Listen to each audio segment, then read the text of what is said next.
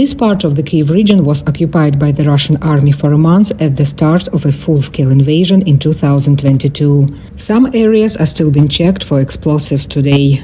Тут буде прокладатись водогін. A water main will be laid here. We are conducting an inspection. This is due to the fact that active hostilities were taking place here. The UN says Ukraine is one of the largest heavily mined countries in the world. We know that the country originally had about 30% of its land suspected of being mined. This is about 178,000 square kilometers. He says people, the national economy and the world food supply are endangered as the vast majority of potentially mined lands are agricultural.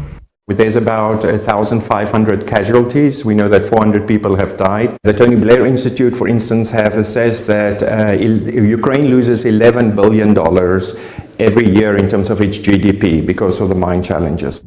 The first priority is returning agricultural lands to farming, a task now being undertaken by the Ukrainian government. But doing that while the war is raging is difficult. Igor Beskaravayny, Ukraine's Deputy Minister of Economy. Зазвичай в світовій практиці гуманітарне розмінування починалося завжди після того, як Typically, international humanitarian missions clear territory civilians need during post-conflict settlement.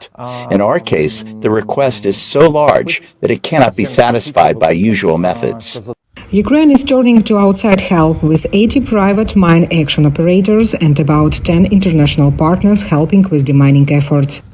Among them is the UNDP.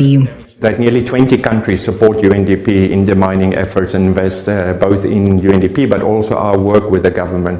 So we work very closely with the government and those involved in the demining efforts, all the national partners. We help them with equipment, for instance, to keep them safe and also to ensure they have the newest technologies.